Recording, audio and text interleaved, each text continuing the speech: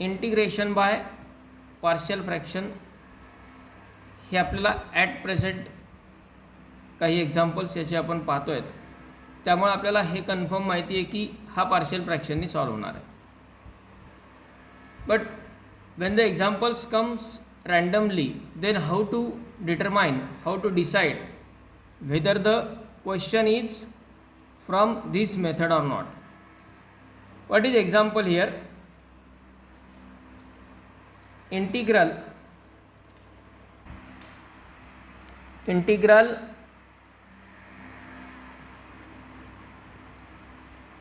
3 sin x minus 2 multiplied by cos x divided by 5 minus 4 sin x minus cos square x into dx.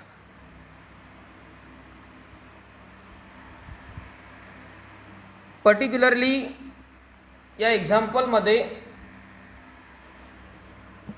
किंवा कुठल्याही एक्झाम्पलमध्ये quadratic type term, quadratic म्हणजे एखादी स्क्वेअरची term, एखादी लिनियरची term, असं combination जर असेल तर याचा अर्थ ते एक्झाम्पल क्वाड्रॅटिक टाईपमध्ये येणार आहे. हा पहिला क्रायटेरिया. आधी ते क्वाड्रॅटिक टाईपमध्ये येणार आहे. त्याच्यानंतर जर त्या क्वाड्रॅटिकचे फॅक्टर पडले तर पार्शियल फ्रॅक्शन, नाही पडले तर क्वाड्रॅटिकची method.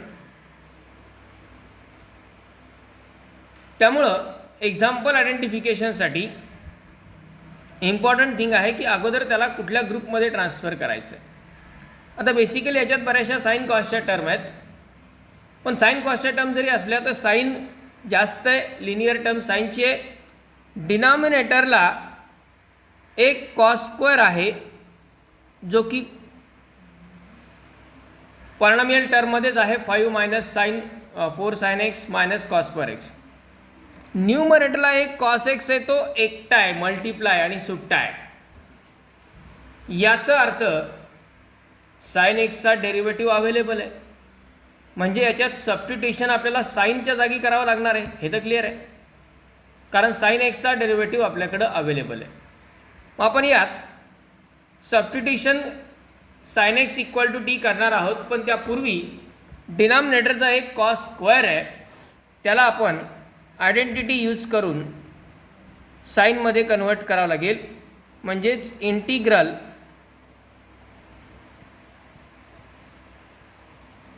3 sin x minus 2 into cos x as it is divided by 5 minus 4 sin x minus cos square एक्सला आपण आयडेंटिटीनुसार 1 मायनस साइन स्क्वेअर एक्स लिहू शकतो, पण त्याला ऑलरेडी एक मायनस मल्टिप्लाय, त्यामुळे तो होईल -1 plus sine square x into d x.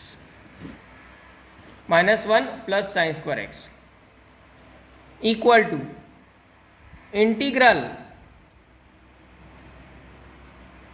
3 sin x minus 2 into cos x divided by, हा साइन स्क्वेअर एक्स आहे पहिला, तो आधी लिहू आपण सुरुवातीला, -4 sin x आणि 5 minus 1 constants plus 4 into d x. Okay. आता या ठिकाणी बाकी सगळ्या टर्म साईनमध्ये आलेल्या आहेत आणि त्याचा डेरिव्हेटिव्ह कॉस एक्स पण अवेलेबल दिसतो आहे. म्हणजेच आपण यामध्ये सबस्टिट्यूशन करू शकतो. Put sine x equal to T, therefore cos X D X equal to D T. Sine x equal to T substitute केला, cos X D X equal to D T. So integral becomes 3t minus 2 into dt divided by डिनॉमिनेटरला T square minus 4t plus 4. इथपर्यंत आपल्याला माहिती नाही हे partial फ्रॅक्शनचं example आहे की क्वाड्रॅटिकचं example आहे. ते इथपर्यंत आपण फक्त डेरिव्हेटिव्ह तयार करून त्याला पॉलिनॉमियल फॉर्ममध्ये कन्वर्ट केलं. आता डिनॉमिनेटरची टर्म क्वाड्रॅटिक फॉर्ममध्ये आहे. डिनॉमिनेटरची टर्म क्वाड्रॅटिक फॉर्ममध्ये आहे. त्या क्वाड्रॅटिकचे जर फॅक्टर पडतात का ते पाहायचं आधी. पडतात का फॅक्टर बघा.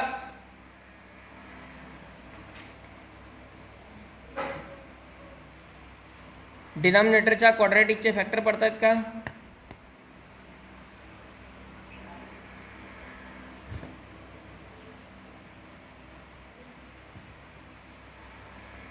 Yes.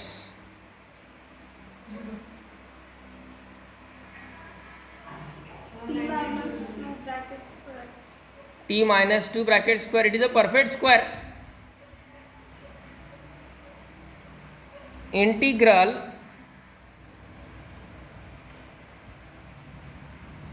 Three T minus 2 divided by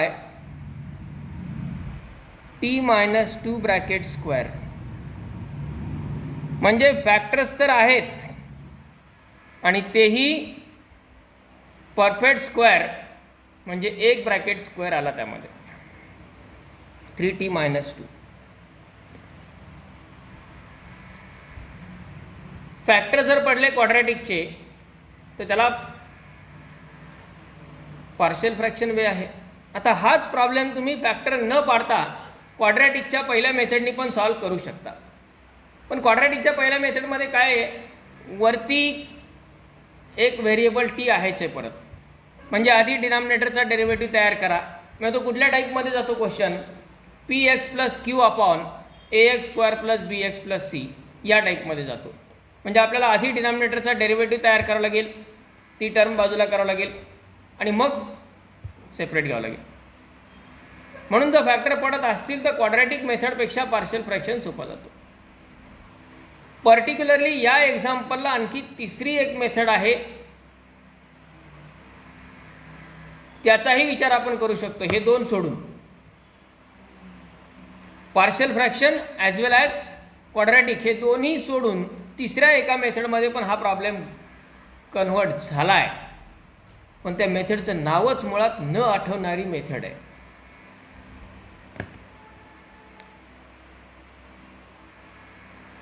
न आठवणारी मेथड.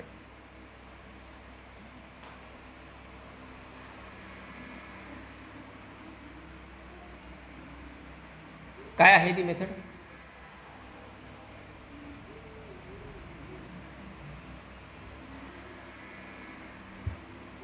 तर न आठवणारी नावच आहे म्हटल्यानंतर कसं आठवत.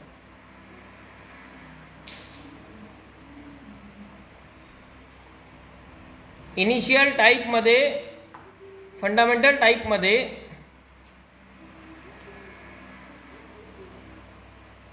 या प्रकारचे कॉम्बिनेशन्स आहेत. यात आपण आणखी एक सबस्टिट्यूशन करावं लागेल. टी मायनस 2 हा ब्रॅकेट सबस्टिट्यूट केला, त्यावरून टीची व्हॅल्यू काढायची. समजा t minus 2 is equal to आपण वाय गृहीत धरला, तर t is equal to y plus 2. 3t minus 2 त्याची किंमत वायमध्ये कन्वर्ट होईल आणि मग डिनॉमिनेटरचा वाय रेस टू मायनस 2 किंवा प्रत्येकाला डिव्हाइड. डायरेक्ट लिनियर फॉर्ममध्ये कन्वर्ट होतं, काहीही फ्रॅक्शन वगैरेची गरज पडत नाही. हे सुचायला पाहिजे, हे लक्षात यायला पाहिजे. पर्टिक्युलरली जिथं मल्टिपल करेक्ट आहेत किंवा जेई सारख्या एक्झाममध्ये ऑब्जेक्टिव्हली विचार करता ऑप्शन कुठल्या फॉर्ममध्ये दिलेलं आहे त्यालाही इम्पॉर्टन्स आहे. आता पार्शियल फ्रॅक्शनने गेलं तरी त्याच फॉर्मॅटमध्ये येईल रिझल्ट, पण आपण पार्शियल फ्रॅक्शननी सॉल्व करू. पार्शियल फ्रॅक्शननी सॉल्व करताना इथे रिपीटेड फॅक्टर आहे.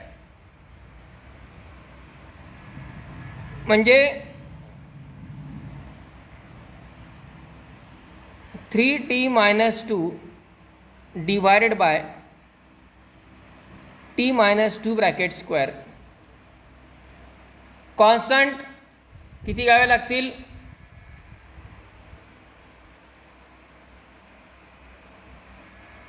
ए upon T minus two plus B upon T minus टूचा ब्रॅकेट स्क्वेअर. 2 वेळा रिपीट झाला आहे म्हणून 2 कॉन्स्टंट, प्रत्येक रिपिटेशनसाठी 1 कॉन्स्टंट. ओके, आता यामध्ये राईट साईडचं आपण जर LCM घेतला तर राईट साईडचा LCM काय येणार?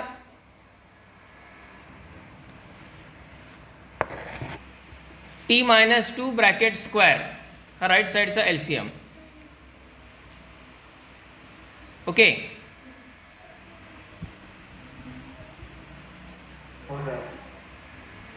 LCM घेऊन आपल्याला ॲडिशन करायचं राईट साईडचं. राईट साईडचा LCM म्हणजे तोच असतो जो लेफ्ट साईडचा डिनॉमिनेटर असतो. मग LCM घेऊन कॅल्क्युलेशन कसं करतो आपण? फ्रॅक्शन्सचं पहिल्यांदा एचा डिनॉमिनेटरनी डिवाइड करायचं टी मायनस टू ब्रॅकेट स्क्वेअरला. एच्या डिनॉमिनेटरनी याला डिवाइड केलं तर 1 टी मायनस टू कॅन्सल होईल, 1 शिल्लक राहील. तो शिल्लक राहिलेला 1 जो आहे तो एला मल्टिप्लाय होईल, म्हणजे A into T minus two plus B, कारण बीच्या डिनॉमिनेटरने जर डिवाइड केलं तर T minus two bracket square cancel होऊन जाईल, 1 शिल्लक राहील. 1 इंटू बी म्हणजे बी. या प्रकारे दोघांचं ॲडिशन केलं आपण. आता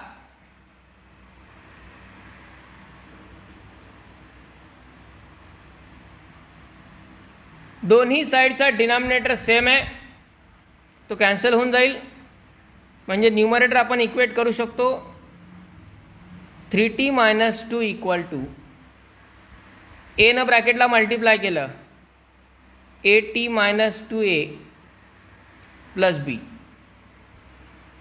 AT minus 2A plus B. आणि लगेच कोएफिशियंट इक्वेट करता येतील. इक्वेटिंग कोएफिशियंट्स.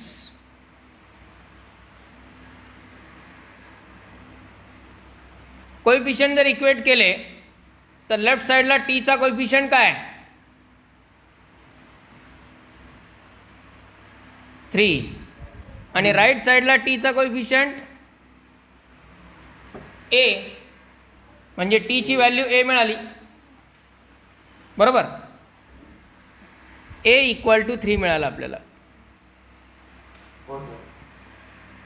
एक व्हॅल्यू तर लगेच मिळाली इमिजिएट. आता दुसऱ्या व्हॅल्यूसाठी कॉन्स्टंट आहे लेफ्ट साईडला -2 आणि राईट साईडला -2a प्लस बी असा कॉन्स्टंट आहे. मग यात -2 इक्वल टू -2 इंटू एची व्हॅल्यू 3 सबस्टिट्यूट करता येईल प्लस बी, -2 इंटू 3 -6 होईल, तो लेफ्ट साईडला घ्या. 6 - 2 इक्वल टू बी, म्हणजे बीची व्हॅल्यू काय आली?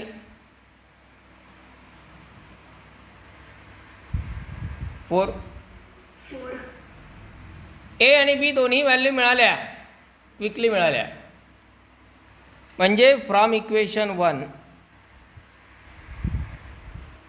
3t - 2 divided by t - 2 bracket square, यालाच आपण लिहू शकतो ए म्हणजेच 3/t - 2 प्लस बी म्हणजे 4/t - 2चा bracket square. Okay, partial fraction झालं, ब्रॅकेट सेपरेट झाले, डिनॉमिनेटर सेपरेट झाला. आता ही व्हॅल्यू आपल्याला सबस्टिट्यूट करायची आहे इंटिग्रलमध्ये. मग इंटिग्रल काय होईल? टर्म इंटिग्रलची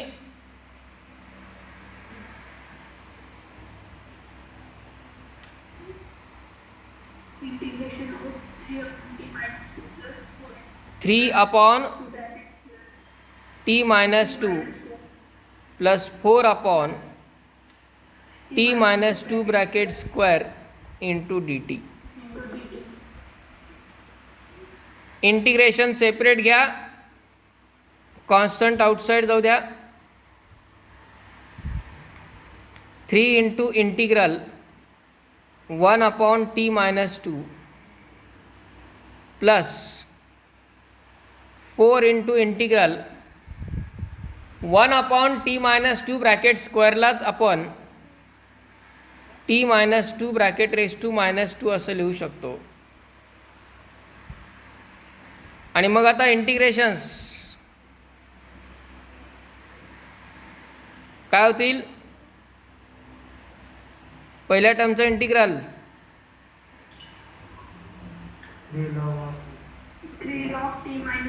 3 log t minus 2 plus 4 into t minus 2 raised to minus 1 upon minus 1 plus t minus 2 raised to minus 1 upon minus 1 plus c.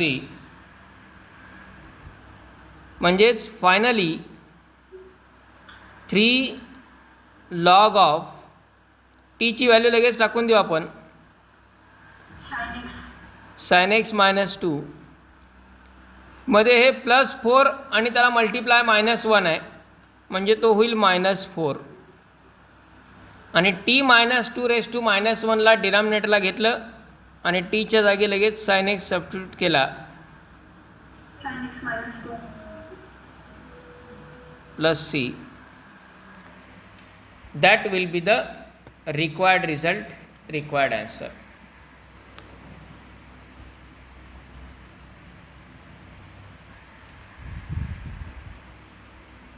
Okay.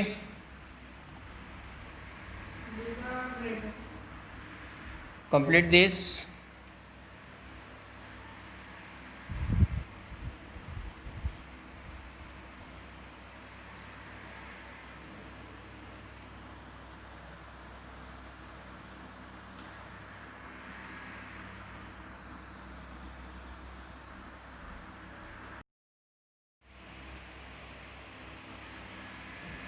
Now the next is question number 23,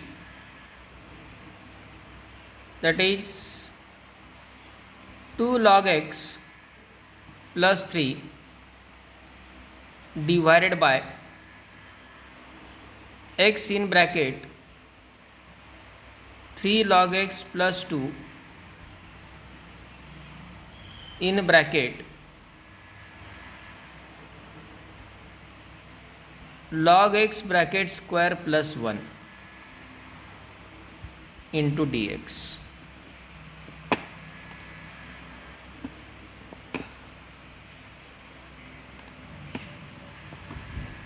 This one is the example. Example clearly indicates what should be the substitution. काय substitution करायला पाहिजे यामध्ये.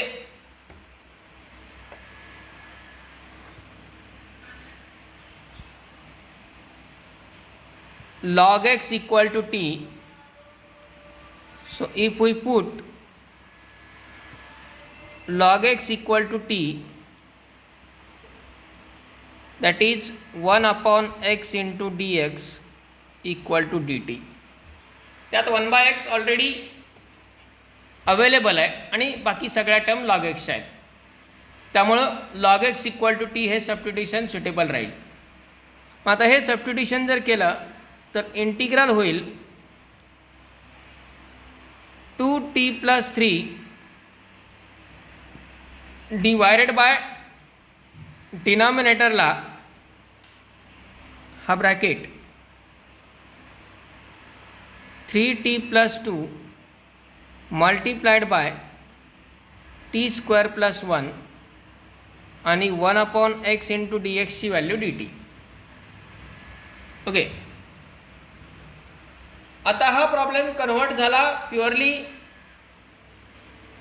Partial फ्रॅक्शनमध्ये. याला मात्र partial fraction शिवाय दुसरा पर्याय नाही, कारण एक फॅक्टर जो डिनॉमिनेटरला आहे तो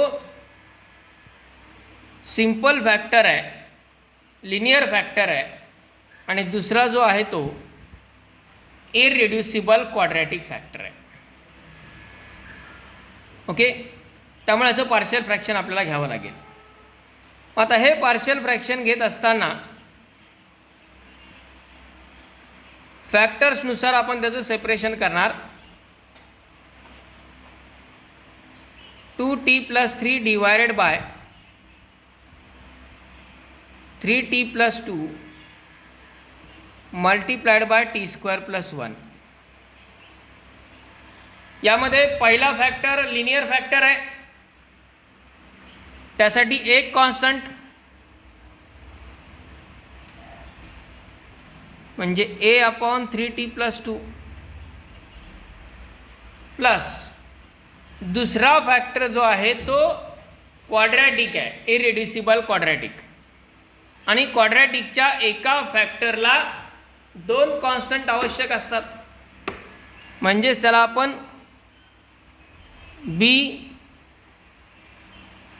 टी, इथे व्हेरिएबल टी आहे, एक्स नाही आहे, BT+C डिवायडेड बाय t²+1 असं लिहू शकतो.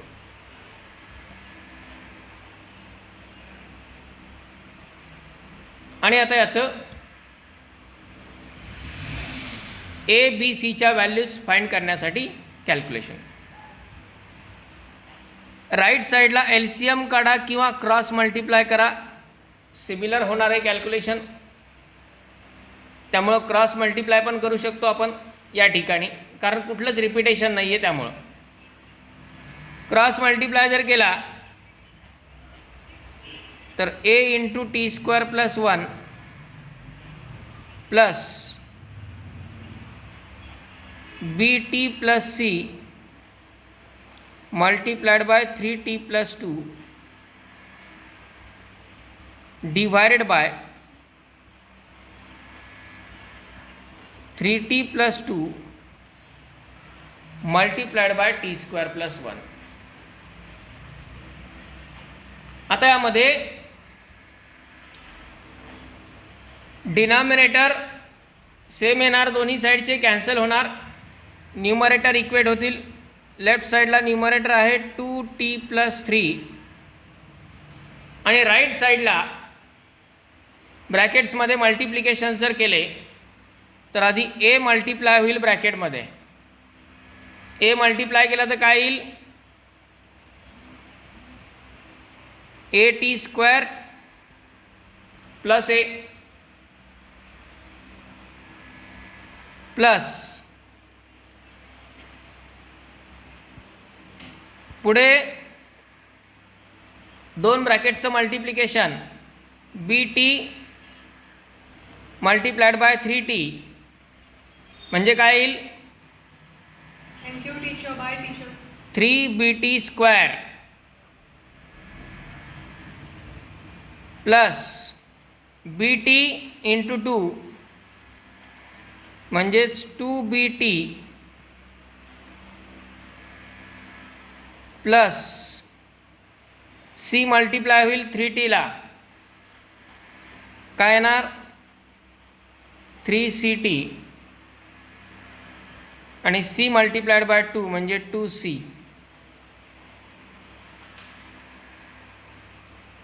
ब्रॅकेट्स मल्टिप्लाय केले. राईट साईडला t² 2 टर्म आहेत,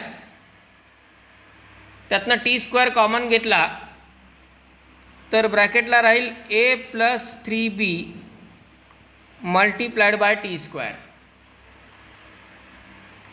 नंतर टीच्या 2 टर्म आहेत, त्यातनं t कॉमन घेतला तर 2b + 3c multiplied by t. आणि कॉन्स्टंट आहेत हा a आणि शेवटचा 2c, a + 2c. Left side as it is 2t+3. थोडक्यात पॉलिनॉमियल टर्म्स ज्या आहेत त्या सेपरेट आउट करायच्या आहेत दोन्ही साईडला.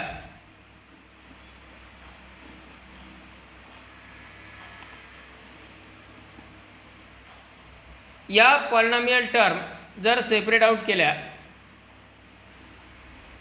तर काय मिळणार त्यामध्ये?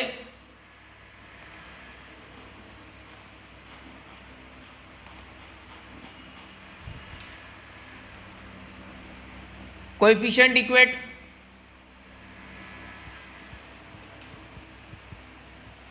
इक्वेटिंग कोएफिशिएंट्स, दोन्ही साईडचे कोएफिशिएंट जर इक्वेट केले तर टर्म काय मिळतील पहा.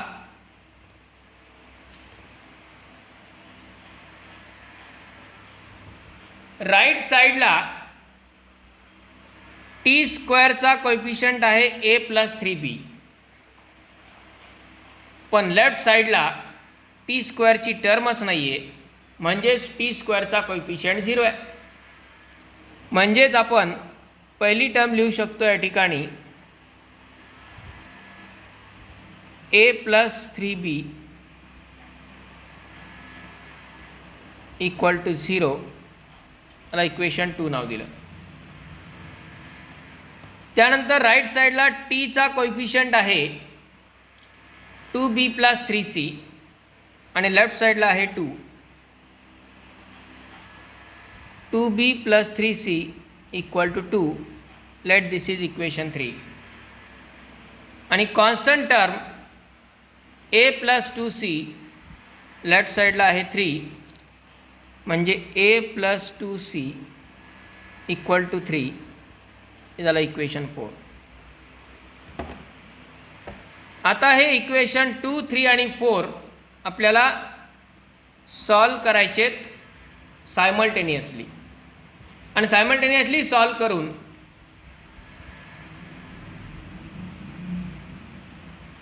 त्यांच्या व्हॅल्यूज फाइंड करायच्या आहेत ए बी सीच्या. आता हे सायमल्टेनियसली सॉल्व कसे करणार?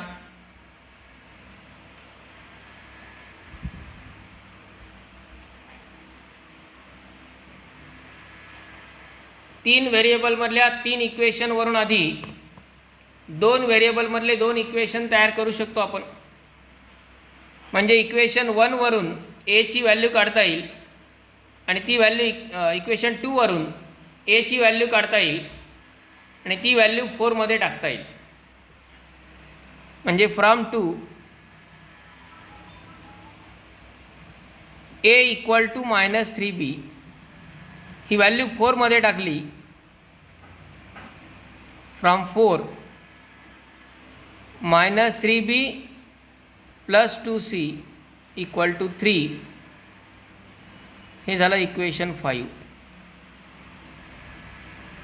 आणि आता इक्वेशन 3 आणि इक्वेशन 5 हे 2 इक्वेशन सायमल्टेनियसली सॉल्व करता येतील, कारण ते दोन्ही बी आणि सी मध्ये आहेत. मग 3 आणि 5 कसे सॉल्व करता येतील? कुठला तरी एक व्हेरिएबल आपला एलिमिनेट करावा लागेल. म्हणजे इक्वेशन 3 मध्ये बीचा कोएफिशिएंट 2 आहे आणि 5 मध्ये -3 आहे. Multiply equation 3 by 3 and equation 5 by 2 and add. Equation 3 ला 3 ना मल्टिप्लाय केलं तर 6b plus 9c equal to 6 येणार. आणि इक्वेशन 5 ला 2 ना मल्टिप्लाय केलं तर -6b plus 4c equal to 6 येणार.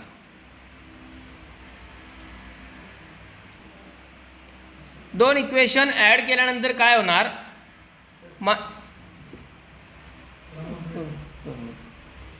-6b प्लस 6b कॅन्सल होतील. -6b प्लस 6b कॅन्सल होतील. 9c प्लस 4c म्हणजे 13c आणि 6 प्लस 6 इक्वल टू 12, 6 + 6 = 12. यामध्ये c ची व्हॅल्यू येणार 12/13. ही मिळालेली c ची व्हॅल्यू 12/13 ही आपल्याला सबस्टिट्यूट करता येईल इक्वेशन 5 मध्ये, 4 मध्ये किंवा 3 मध्ये, कुठेही सबस्टिट्यूट करा.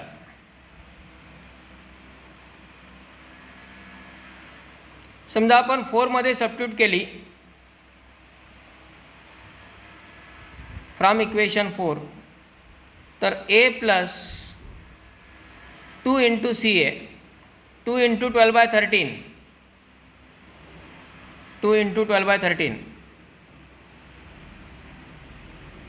24/13 = 3.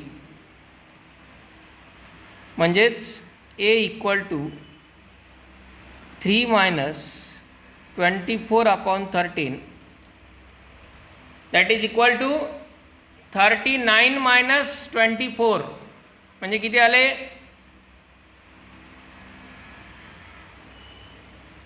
15/13. बरोबर आहे. a ची व्हॅल्यू 15/13, ती व्हॅल्यू इथे टाका म्हणजे b फाइंड करायला सोपं जाईल. म्हणजे 15/13 = -3b, म्हणजे b ची value -5/13. Likewise a, b, c यांच्या व्हॅल्यूज मिळाल्या 15/13, -5/13 आणि 12/13. ओके. आता यामध्ये या व्हॅल्यूज सबस्टिट्यूट करायच्या आहेत इक्वेशन 1 मध्ये. इक्वेशन 1 मध्ये जर व्हॅल्यूज सबस्टिट्यूट केल्या काय होईल टर्म बघा. फ्रॉम इक्वेशन 1,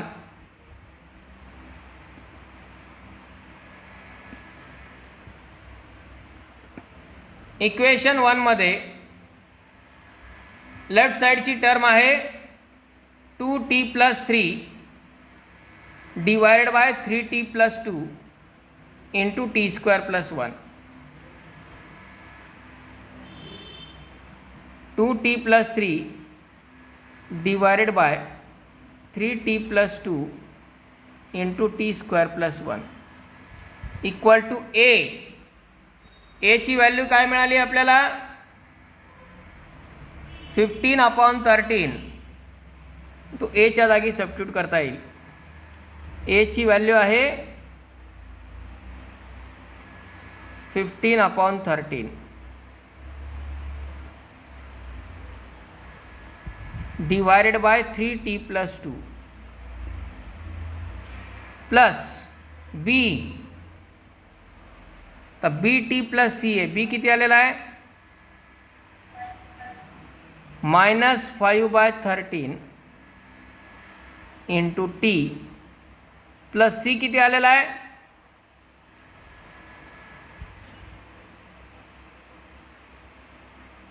c ची व्हॅल्यू 12/13.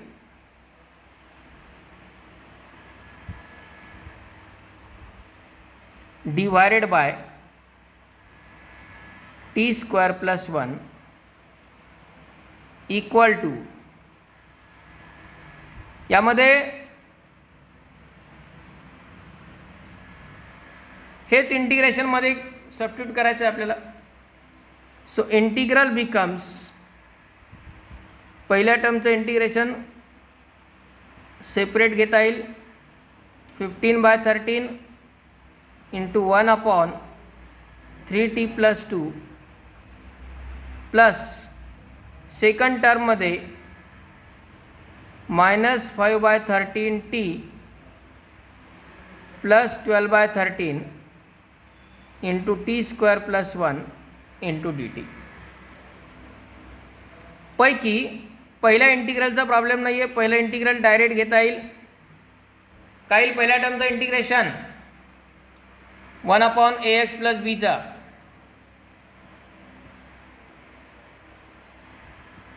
येस 1/ax प्लस बीचा इंटिग्रल 1/3t प्लस 2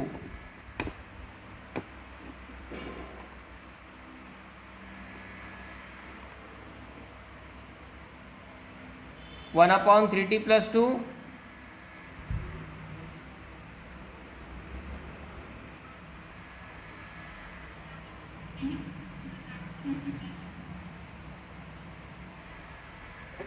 येस काय होईल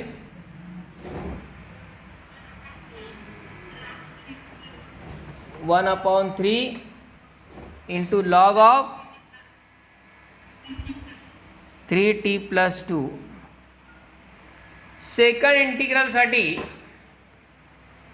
इथे मात्र डायरेक्ट इंटिग्रल येणार नाही. आधी आपल्याला denominator separate,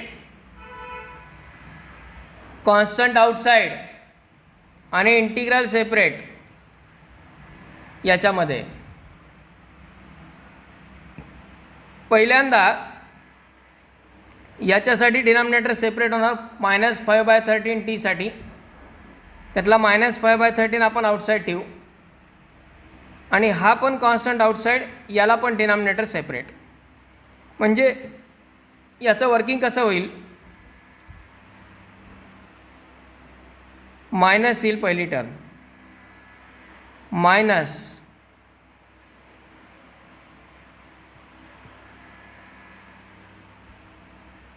5/13 integral t upon t square plus 1 into dt plus 12/13 integral 1 upon t square plus 1 into dt. Okay, आता यामध्ये पहिली टर्म येते 15/39 log of 3t plus 2 minus 5/13 as it is. हे सेकंड इंटिग्रल कसं सॉल्व करणार, second integral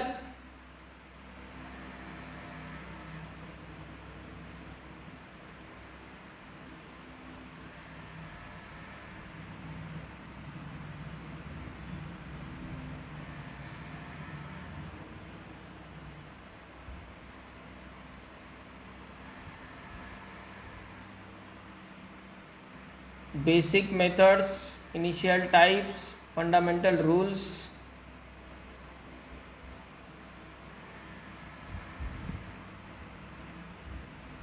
हे किती perfect झाले हे एंडला लक्षात येतं त्या टॉपिकच्या.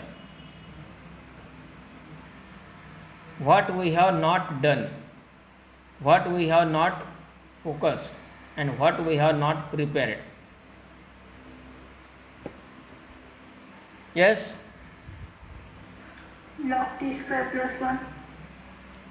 log t स्क्वेअर प्लस 1 कसा, t स्क्वेअर प्लस 1 चा डेरिव्हेटिव्ह काय, log t plus 1. t square plus 1 चा डेरिव्हेटिव्ह काय, 2t. 2t. पैकी न्यूमरेटरला काय अवेलेबल आहे, t square plus t आहे. न्यूमरेटरला फक्त t अवेलेबल आहे, 2 पाहिजे. म्हणजे आधी आपल्याला इथे 2 न डिवाइड, 2 न मल्टिप्लाय इंटू dt. डिनॉमिनेटरचा डेरिव्हेटिव्ह जर न्यूमरेटरला असेल तर त्याचं इंटिग्रेशन असतं लॉग ऑफ डिनॉमिनेटर. सगळ्यात पहिला रूल सबस्टिट्यूशनमधला, जो की खूप जास्त फ्रिक्वेंटली यूज होतो.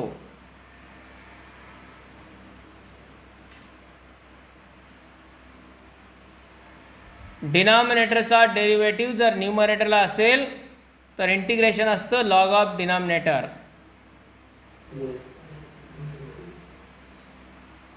आणि last term as it is ठेवता येईल का, लास्ट टर्मचं इंटिग्रेशन काय,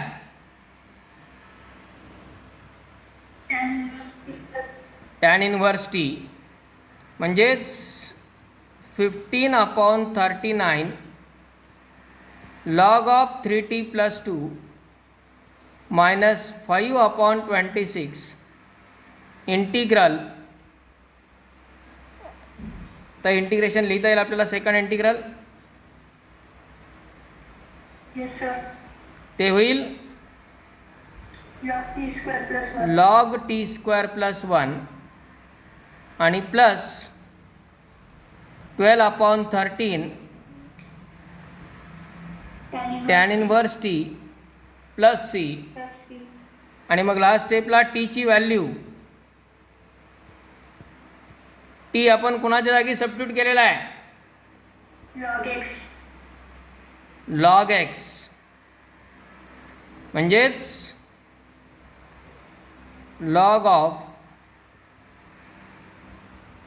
3 log x plus 2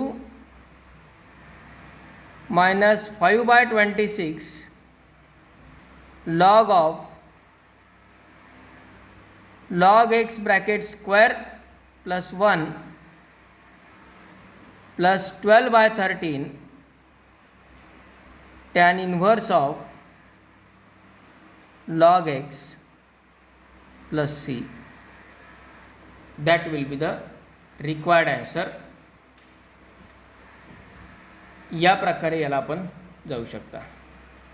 ओके.